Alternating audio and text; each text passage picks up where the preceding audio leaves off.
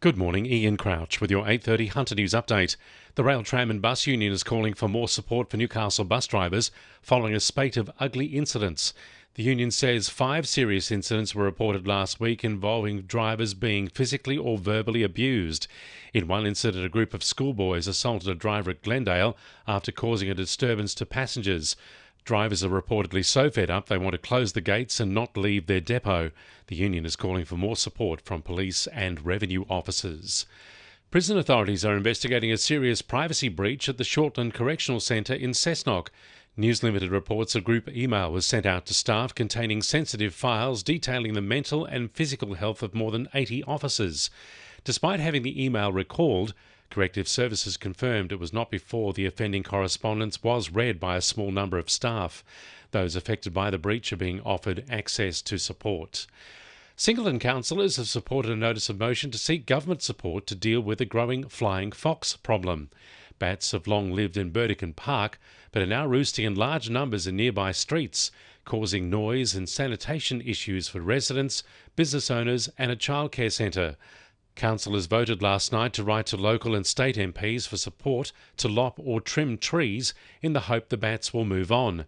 Councillor Holly Jenkins told Council last night something needs to be done to address the issue. Now that we have, as you've heard tonight, from 2 people in the affected area, and I'm sure if we had more time we could pack this gallery full of people that have been impacted, I think it's time that we looked at anything new that's come to light in reference to managing the flying foxes, whether or not there's any new technology available to us.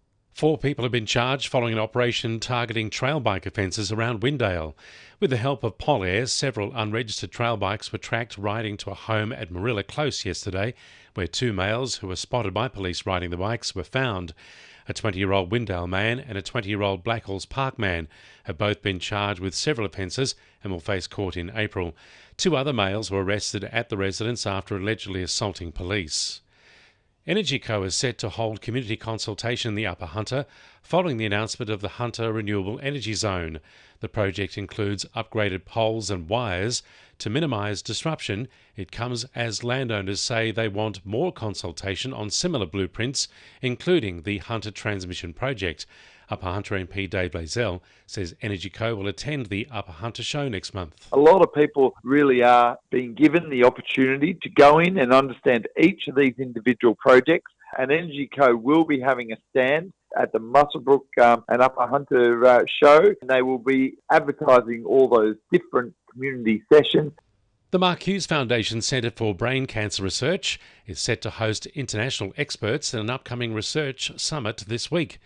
Advances in MRI technology and cell therapies will be discussed, with academics from the US, Adelaide, Melbourne and the University of Newcastle speaking.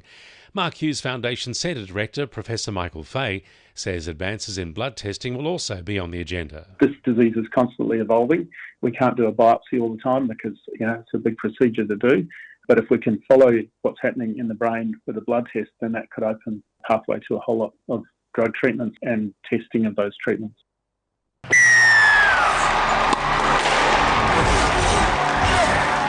2NURFM Sport. The Knights have moved 7 first-grade players into the starting lineup for Sunday's trial match with the Roosters.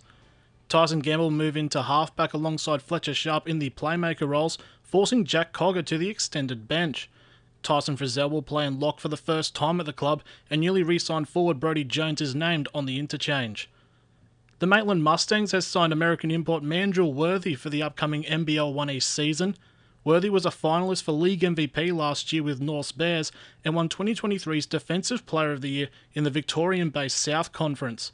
The Mustangs will begin their title defence on March 29 against Illawarra. And champion pacer Leap to Fame will return to the Newcastle Mile Harness race this Friday to defend its victory from 2024.